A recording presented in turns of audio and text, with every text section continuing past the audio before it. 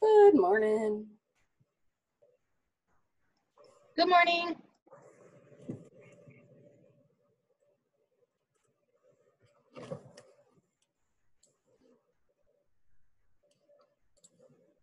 All right.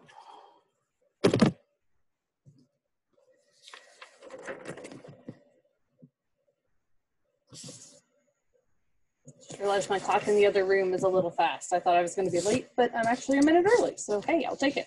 All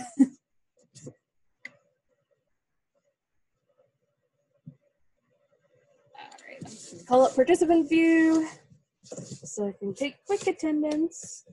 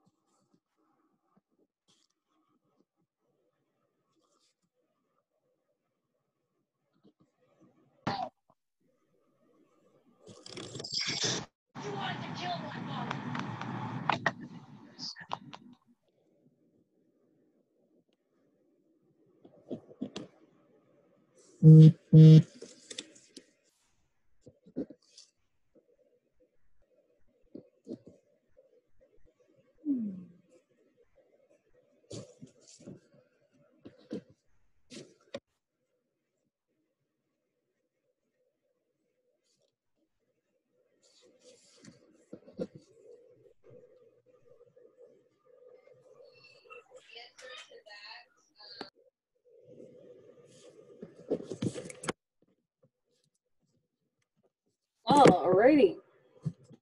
So I'm just going to pull up the syllabus real quick to get us reoriented, just because it's been a while since we all looked at it together, and I think that that's helpful sometimes. All right, let me get it to the actual page we're going to want here.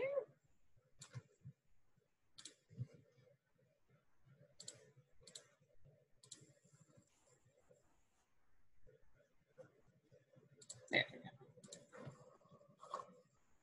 go. Okie dokie. So we're into the second block already. Woohoo! So we're doing a lot of Freud. I know it's a lot.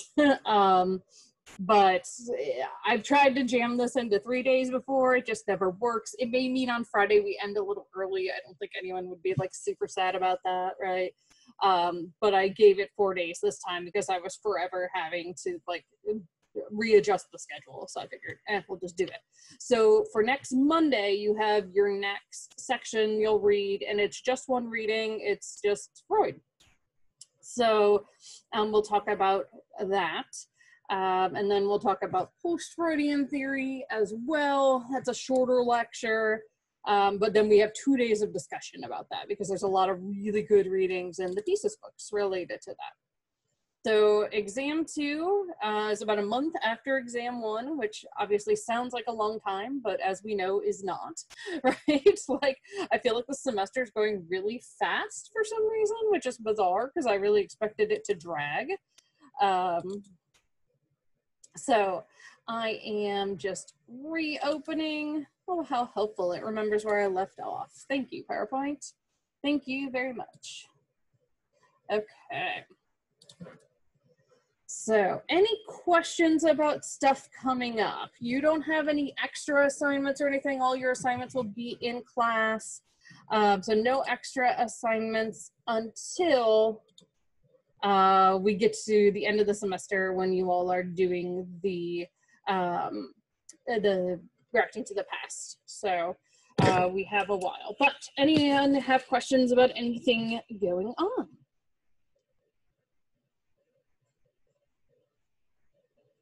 Alrighty, cool. So I'm gonna dive back into talking about good old Freud. You know, he did a lot. That's part of why we spend so much time talking about him, is he did a lot. And again, everything we're gonna talk about after this is sort of building off of what he did. So actually in my social work major class, we're talking about Freudianism a lot, like in the like early social work days, like they took a psychoanalytic approach. That's really interesting. Yeah, it'd be interesting to see if they talk about it in a different way than we do, sort of what you find out there. So yeah, but there are people who practice social work who still do use a psychodynamic orientation, or at least a combination of that and other things. And there are certainly psychologists who practice complete psychoanalysis. So I think we'll get to talk about that today, or so yeah, there are still people who like do the couch 5 times a week, believe it or not. So a lot of those people don't take insurance because insurance won't pay for that. So typically, and again, it's not that it doesn't work for people. It certainly does fulfill some things for people. But oftentimes the people who are purely psychodynamic, purely psychoanalysis practitioners are practicing in big cities like LA, New York, where there are those people who can afford to pay out of pocket. So we were talking a lot about managed care actually in my professional issues class. So all of the ideas about payments are fresh in my mind. So I'm going to go ahead and share the PowerPoint. Helps if I get it into presenter mode first, because I don't know if anyone else has this experience with Zoom yet, but when you go to share your screen for PowerPoint, it's actually like gives you different options for the like slideshow versus the actual PowerPoint document. So share that. Alrighty. So we spent all of Monday talking about the psychosexual stages, right? Like more time than you ever thought you possibly needed to talk about those. And the funny thing is, there's probably a lot more I could talk about with all of those. But, you know, again, gives you a nice idea, a nice grounding in those ideas that, you know, in intro, we just kind of have to skip over, right? Because, you know, we give you the basics, but there's only so much we can cover in intro because, as you all know who have taken any intro psych class, there's a lot, right? There's a lot that you have to try to cover. So now we're going to start talking about some of Freud's theories about abnormality, or, you know, abnormal personality traits, things along those lines. So today we're going to start by talking about anxiety. And so Freud had his theory of neurosis or anxiety. So remember back in the day, sounds weird, but in Freud's time, they called what we would now call depression, anxiety, psychosomatic disorders. These were all sort of lumped under neurosis. So what we call in clinical psychology the internalizing disorders. So when you sort of turn your feelings in on yourself, as opposed to the externalizing disorders, which can be destructive to other people. So things like substance use and abuse and things along those lines. But so what we now call the internalizing disorders, they just called neurosis back in Freud's time. So he had this overarching theory of neurosis that went back to his psychodynamic theories. The idea here was that at times you would have intrapsychic conflict between the id, the ego, and the superego. So the three of them don't always play nice together. And so what you have to do then is, you know, find a way to resolve that. But a lot of times, again, these are all unconscious, right? So sometimes we can't actually resolve it. And so it will come up in different ways, like as anxiety. All right, so Freud talked about there being 3 types of anxiety. And it's really interesting to me that the first kind that he talked about was reality or objective anxiety. He said there are times when it's just normal to feel anxious, right? For someone who, you know, wanted to tie everything to like developmental issues, to acknowledge that, yeah, even in like fully formed normal people who've gone through all those stages just fine, there are times when it's normal to be anxious. I think that's really great that he acknowledged that. That is something we try to acknowledge in modern day psychology. We try not to overdiagnose people. We try to acknowledge that like there are times like right now, right, when it's just normal to be anxious. Like if you weren't at all anxious during the pandemic, we might kind of be worried about you the other way, right? And so Freud said that this reality or objective anxiety is fear of real dangers in the external world. So fear of real dangers in the external world. So again, whether that is COVID or whether that is you're camping and you are one of those rare people who runs into a bear, right? Like that is normal. That is actually healthy to have anxiety in those situations. Another example, let's say you're sleeping and you hear the fire alarm go off, right? Hopefully they don't do this anymore, but when I was in college, it was like funny to pull the fire alarm, which is actually a felony. So like in the middle of the night, we'd have to like get out of bed and truck out the door. And it got really bad because I was an RA. And so it was my job to like go around and make sure all my residents were up. And there were some who like the fire alarm went off so much they just started sleeping through it. That's not healthy, right? That's not normal. They're habituated to it. So that's potentially really dangerous. So what's normal to Freud, what's reality anxiety is the fire alarm goes off and you wake up and you feel anxious. That's real anxiety. If there is a fire, you need anxiety to like get you in gear so you can run out of the house, right? And then from reality anxiety, Freud said there were two other types of anxiety that were derived. So moral anxiety was the fear of the conscience. So not the conscious, but the conscience, like your little Jiminy Cricket. So an individual with a well-developed superego tends to feel guilty when they do something wrong, or even thinks about something that might be contrary to their moral code. So these are people who like think about cheating on an exam. They didn't actually cheat, right? They're just thinking about it, but they feel anxious of even thinking about doing something wrong. That's moral anxiety. And to Freud, this has a basis in the reality anxiety. Because when you're growing up, oftentimes, if you do something wrong, right, your parents or your other caregivers will actually punish you for violating codes like this, right? So you break something, you lie about it, right? You'll get in trouble. So Freud said, like, it makes sense that that translates, but then it becomes so internalized that before you even do something, right, you have this moral anxiety. Now, interesting side note here, the lack of moral anxiety is, or, you know, whatever the modern term for it you choose to use is, the lack of a conscience, basically, is actually one of the hallmark features of people who are psychopaths. So people with antisocial personality disorder. They just tend not to get anxious when they're going to do something bad. They tend to not feel bad if they hurt other people, essentially. So obviously that in and of itself is a big red flag, right? And so this is something that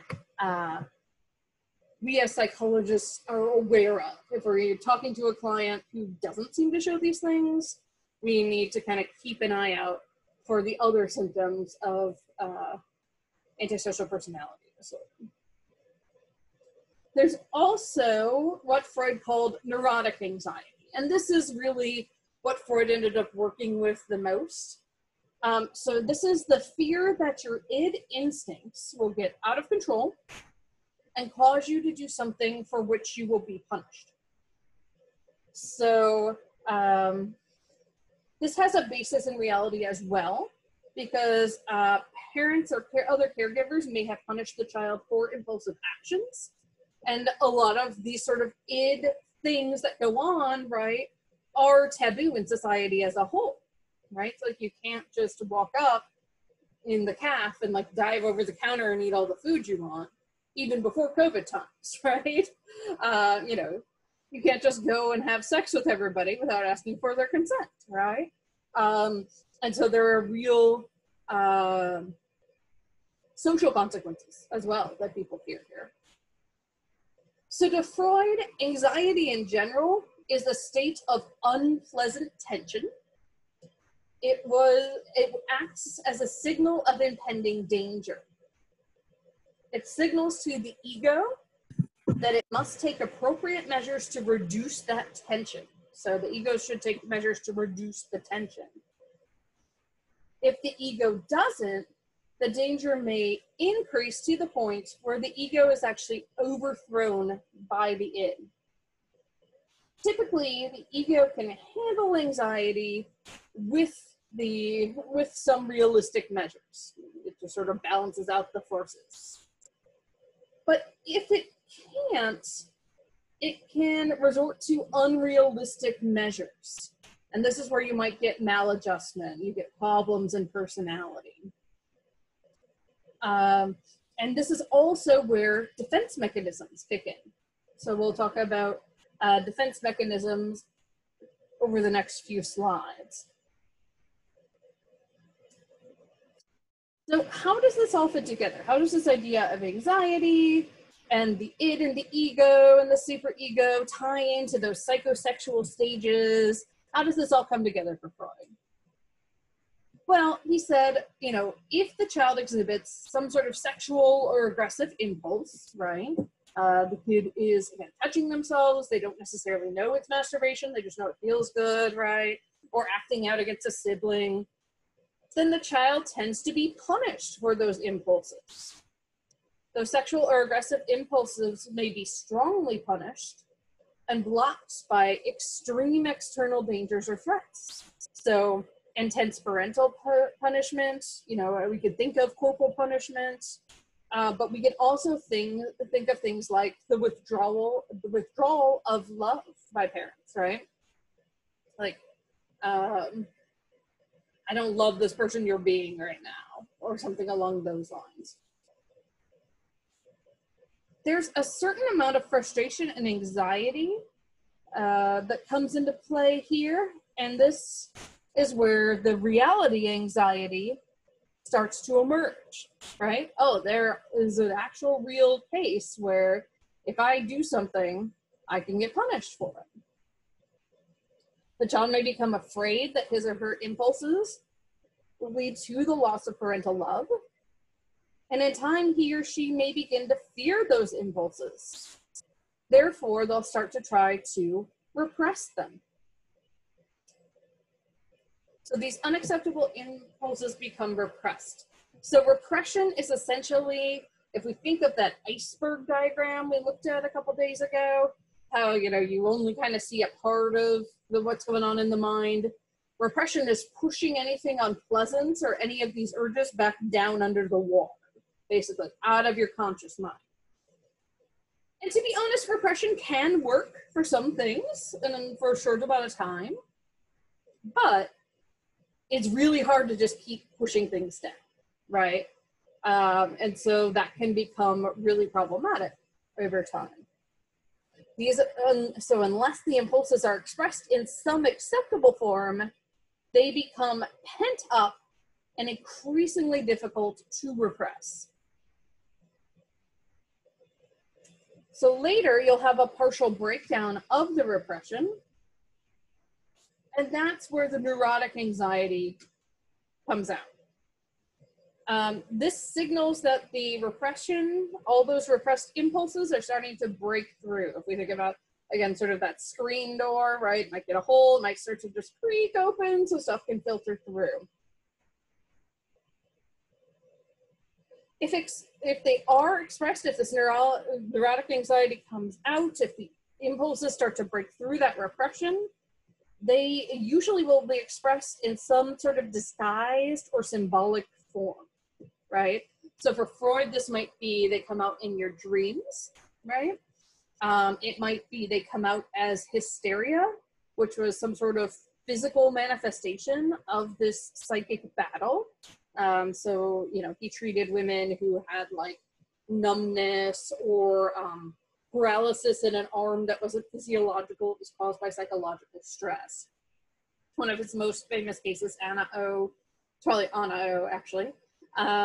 She even like spoke different languages when she had this repression start to break through. And then as a result of that, these defense mechanisms may develop. So repression is sort of the most basic defense mechanism. As we can see, it's not necessarily the most effective, right? But there are other ones, and we've already sort of hinted at some of them, right?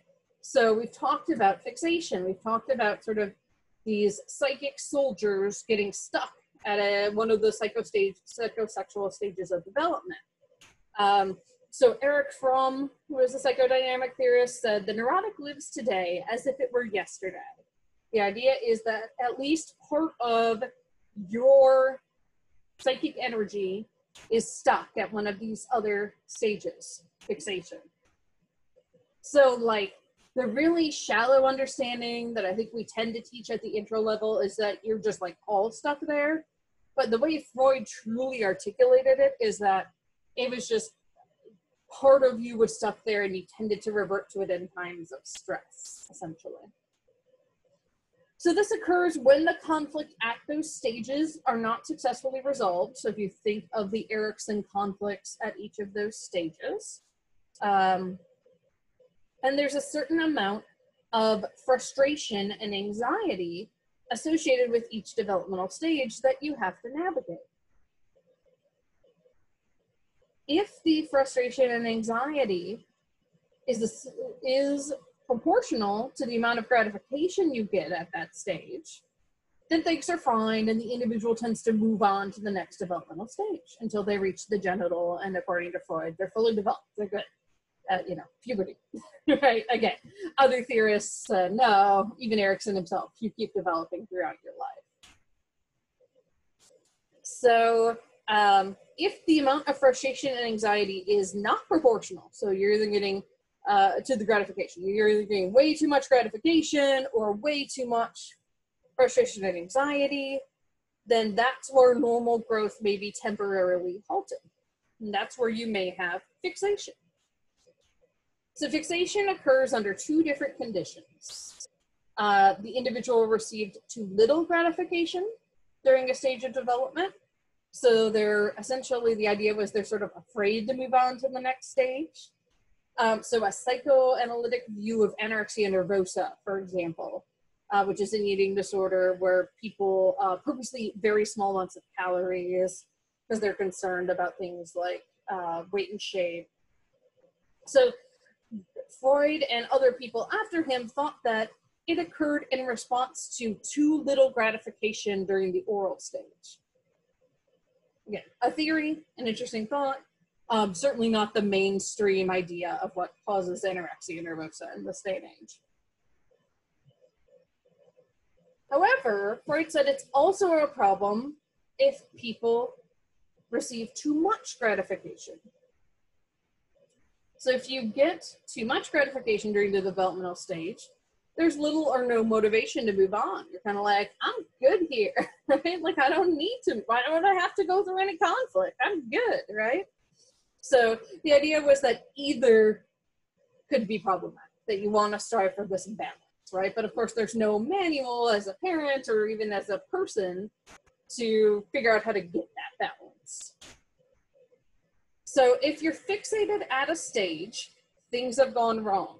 Essentially, your world is not meeting your needs. Either your world has given you too little gratification, or it's given you so much gratification that you're just sort of content to wallow there.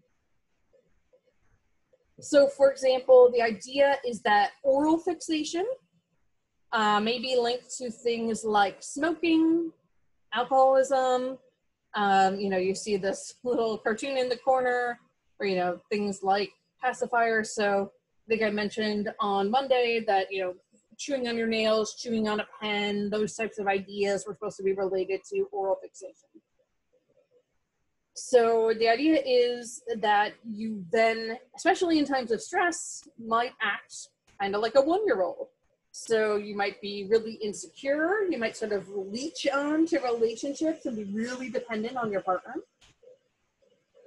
Or you might be someone who has the means to move out, right?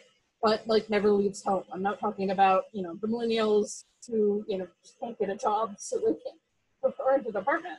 I'm talking about people who have the means, but they're like, yeah, I'm good. We had a student once who lived in his parents' basement, and one of the other professors said, you don't want to live in your parents' basement all the time, right? Like, what if you bring a partner home? And he just said, it's a really nice basement. Okay, so like Freud would argue that that's probably some oral fixation. The anal stage we talked about as well, fixation here. Anal retentive being, there's a personality disorder called obsessive compulsive personality disorder, where you're not engaging in like the hand washing or things we typically think of as OCD, but instead you're just very fastidious and things have to be your way, and you're very organized. Orderliness. So again, we talked about how language here is not a coincidence, like having your shit together, right? This is very much related to Freudian ideas about, you know, anal retentiveness, right? Having your shit together, holding it up. This actually just makes me think of something real quick, that apparently like morning TV shows are not allowed to say the name Schitt's Creek because it sounds too much like shit. So they call it like S Creek. So that people have been talking about a lot since they just won a bunch of Emmys. So it's kind of funny the ideas our society has about what's okay to say and what's not. People who are anal retentive also have a lot of stubbornness, right? So again, thinking about common vernacular, things like kiss my ass, right? Again, not accidental.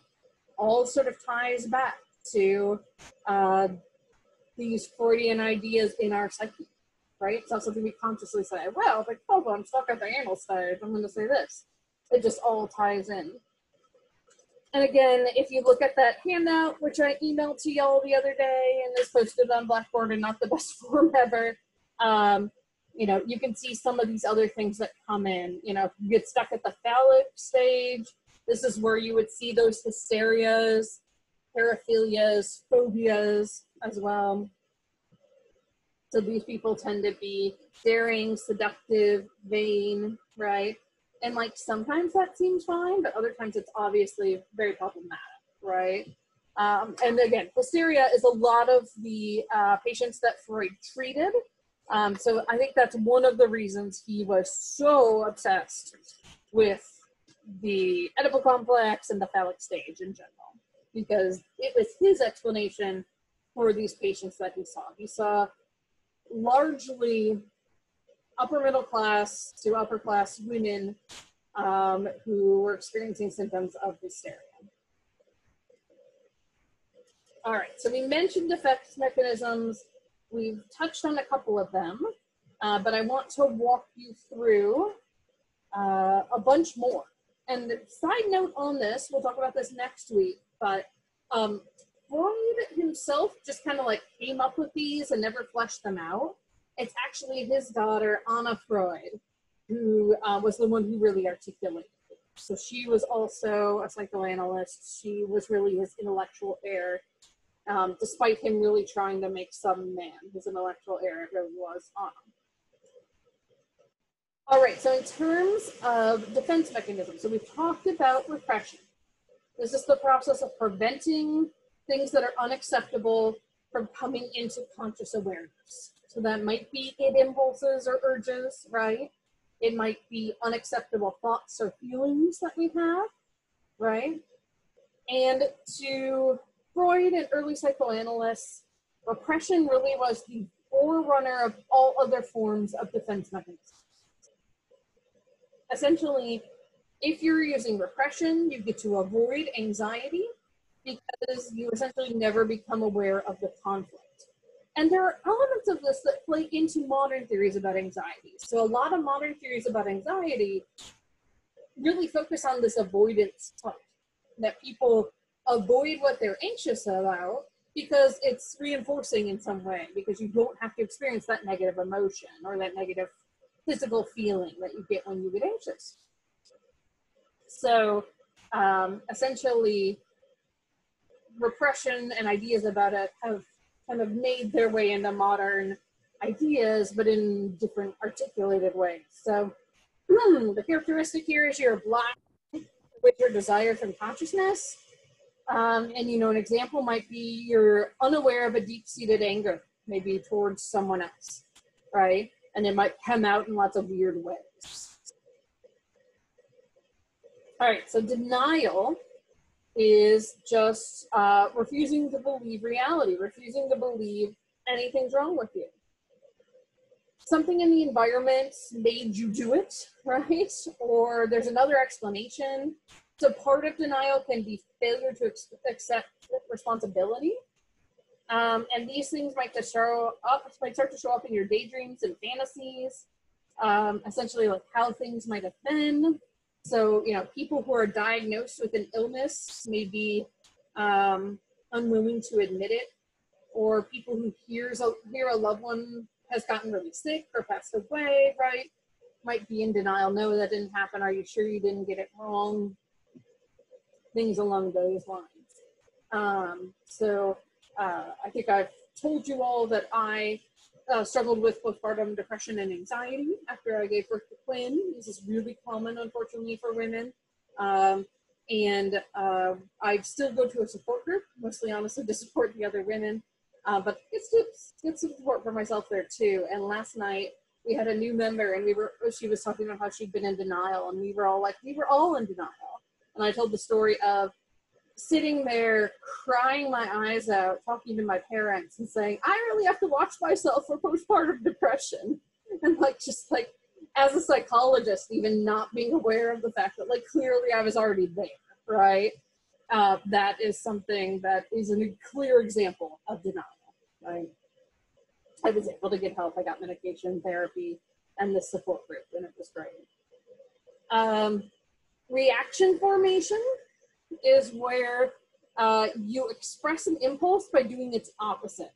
So let's say you get really mad at your boss, you'll just be super kind to. Okay, so this is like killing them with kindness type thing. And again, most of the time you don't even realize this is why you're doing it. And other people might be like, why are you being so nice to that person? They were so awful to you. And you might even have to step back and be like, why am I doing that, right? Then there's regression. So regression is linked to fixation. And regression is where you return back to an earlier developmental stage. So you essentially seek to return to an earlier mode of satisfaction and find that earlier mode of satisfaction because it worked for you in the past, right? And so this is, again, typically under conditions of stress, frustration, anxiety, where this will happen. So let's say you've been partially fixated at one developmental stage. We'll use the oral stage as an example again. So what that means later on in life is that if you're under stress, you may try to get the same satisfaction that was appropriate in that very early stage of development. So if you're partially fixated at the oral stage, again, you might try to seek oral gratifications from things like overeating, smoking, drinking, biting your nails, chewing on pens, things along those lines. And so regression occurs under these conditions of stress. So it's essentially like it takes you back there. And so another example is, maybe you have a 9 or 10-year-old kiddo and they have to have surgery, right? They've been really strong and independent, but they might, sit on mom's lap and start sucking their thumb because that's a really scary thing to go through for anyone, right? Adults, whoever, much less a kiddo who can barely process it, right? So they go back to this. And we also see this with the reemergence of bedwetting behavior in kids who have been potty trained for years. Again, we tend to see this under stress. This is actually one of the big red flags for any kind of child therapist or social worker is if we see something like bedwetting come back up, we want to really look into, has something very stressful happened to the kid? We don't want to immediately jump to abuse, but it's certainly something we're going to probe for to make sure. Even more defense mechanisms.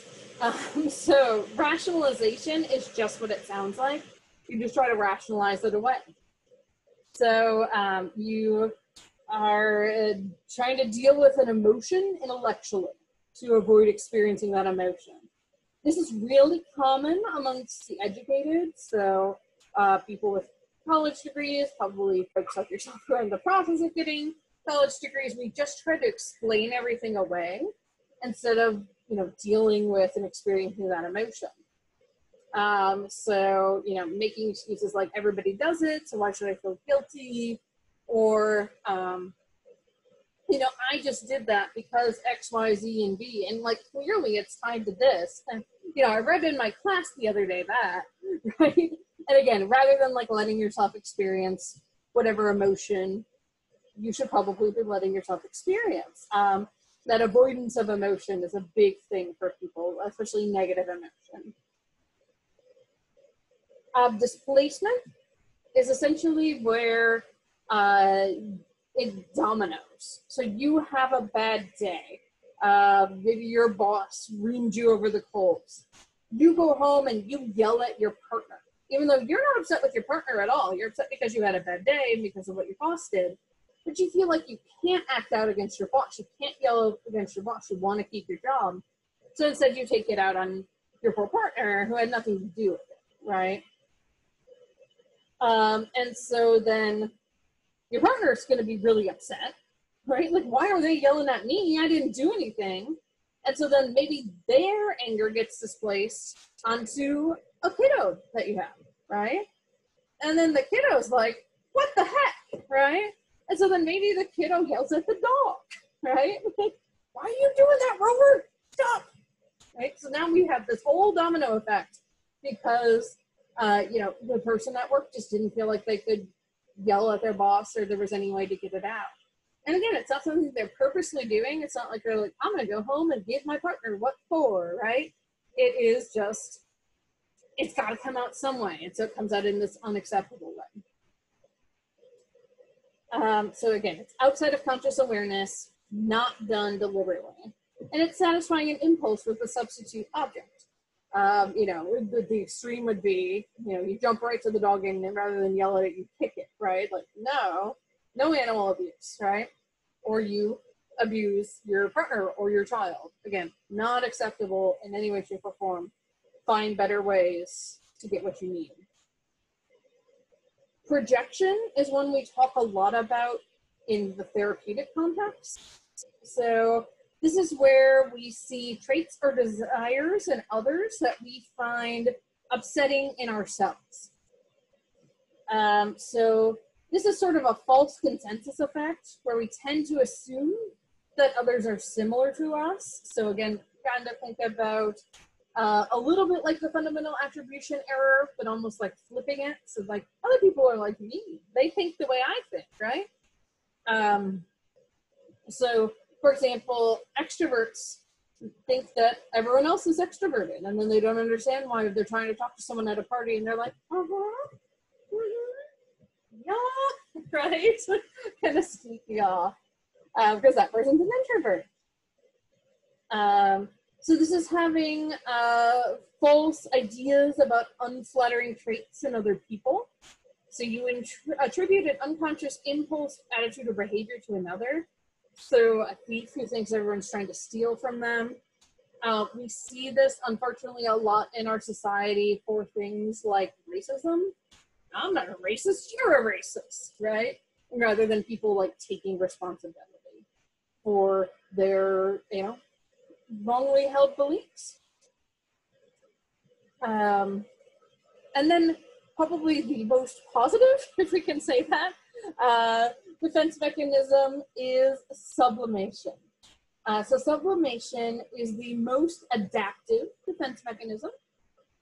So it is rechanneling an impulse into some sort of socially desirable outlet. So I don't know how I feel about this example. This is not an example I came up with, but the idea of being a gynecologist to satisfy sexual urges just doesn't feel like that's a sublimation to me. That's just feels problematic, right? But, you know, maybe you feel like beating someone up. Instead of doing that, you just go and chop wood, right? Or you go and do like the new axe throwing that's like in vogue now, right? Maybe instead of crying in the corner, you express that through art somehow. Maybe you write a song or create a painting. right? That's sublimation. And again, the idea is if you can really channel it into something good and productive, this is, you know, one of the ideal ways of using a defense mechanism. Again, it's still a defense mechanism, and truly, you should instead deal with it and figure out what's going on. But if you have to use one, this one's pretty good, right? Okay, the other thing that I want to talk about, another way that things can leak out from the unconscious mind, is parapraxies. And so these manifest as mistakes, accidents, omissions, memory lapses, things along those lines. So these are often called Freudian slips. And there's an old joke that says a Freudian slip is when you say one thing, but you mean your mother. Hardy, har, har, har, har, right? But the idea is essentially everything has a cause. So if you say something wrong, there's a reason for it. Forgetting was also something to Freud that he thought there was a reason. If we forgot something, and it's essentially coming out of our unconscious mind and affecting our real life. So forgetting to Freud was usually tied to repression, but it could be positive. So Freud believed if you forgot something, there's a reason for it, but this, again, can be positive. So let's say back before COVID, when you could visit each other, right, you forgot your umbrella in your friend's dorm room. Well, that means you want to see your friend again. When I was taking this class, I was taking it with a good friend of mine I was in our college's gospel choir. And actually, like, not too long after this, I forget if I left something in his room or he left it in my room. And we were like, you wanted to see me again. So this is one that I like. You know, I don't know if there's anything to it, but I like using this as an excuse. Not that I'm forgetful. It's just I wanted to see you again, right? So it's kind of a nice way to think about things. Slips are unintended actions or things you say. They're often in speech, but they can be in action. So athletes who fail at times when they feel ambivalent about winning, this can happen there. And they're more likely when you're tired, not paying attention, in a hurry, excited. So the classic story I have about this actually comes from Michael Levine, my undergrad professor. So when he was teaching us about Freud, and I believe this was like when he said, I hate Freud. He was talking about, there's actually a type of conversion type disorder called pseudocyesis, where you essentially think that you're pregnant when you're not. And so you actually take on the physical symptoms of pregnancy. So you'll like gain weight, because your period will cease. And he meant to say your breasts become tender, because that's actually a symptom of pregnancy. But instead he said your breasts become tenured. And he was holding a piece of chalk, and he stopped and he looked at us and looked around the room. And he threw his piece of chalk in the air and he left. He just walked out of the room into the hallway. And he said, oh, I hate Freud. And then he said, Dr. Smolak's going to kill me. Because his writing partner, research partner, was Linda Smolak, who was my undergraduate advisor. And she, just gave him heck for that. And she did. He said, like, in the next class, it's like, I told Linda, and she just laughed at me. Because he was a feminist.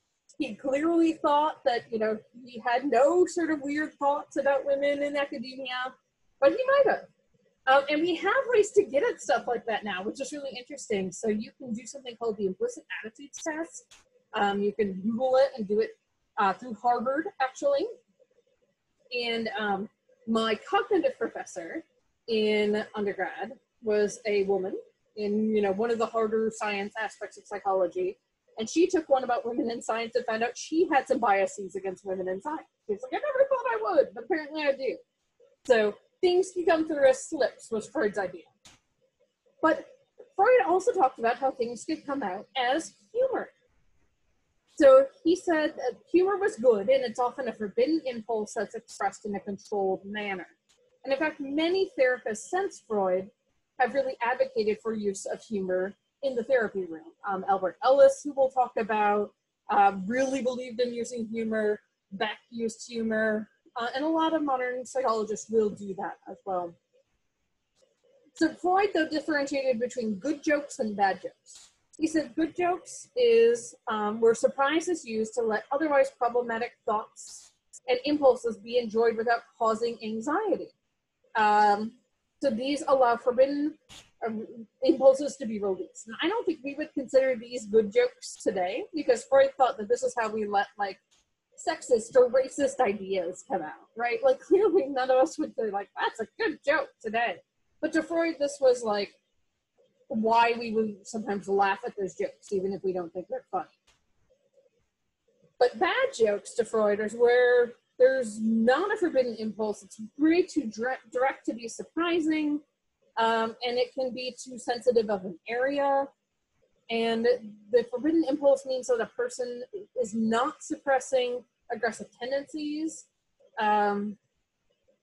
just won't find these funny, right? So if there's someone who has like violent tendencies they're suppressing, they might make rape jokes or murder jokes, right? But, you know, if you're not suppressing that, you're going to be like, what the heck, right? Why are you making jokes about that? But in general, from the psychodynamic perspective, yes, it's the IAT. Thank you, Ramina. That was helpful. From the psychoanalytic perspective, humor is something that we like to see and we like to use in positive ways in therapy. All right, so on Friday, we are going to talk about psychoanalysis, so how Freud actually did his therapy, and should have, I have to make sure that no one's taken it off YouTube, but we'll have little video links of what psychoanalysis might look like, and I'll have some pictures for you all of Freud's actual house in London, which I've been to. So we will pick back up there on Friday. It's a nice stopping place. And I'll do my normal sticking around for a couple minutes if anyone has questions about anything. Have a good day. Thank you. Have a good day. Thank you. Thank you. You're all dressed up, Mrs. Myers. Yeah, I decided to do my hair today. So I was like, let's see, I can do it. It's usually curly. Yeah, this took about 20 minutes, so that's why I don't do it every day. My normal 30 seconds, so. I feel that. Bye. Dr. Myers, I actually had a question about the internship form. Sure. I have only been at Virginia Wesleyan for 5 weeks, even though I'm a junior. So for the informal references, I don't know who I would put. Like, could I just ask one of my teachers randomly? I don't know how much of a help they would be, but. Yeah, if there's anyone at TCC or wherever you transferred from that you were comfortable with. Okay. That you could just put their like contact info in there. But yeah. Okay. Could I put you down as one as well and then get one from TCC? Yeah, that's fine. Normally I don't just because like I know you already, but like if I know you just about as well as anybody else, then it makes sense. Okay, thank you. Welcome.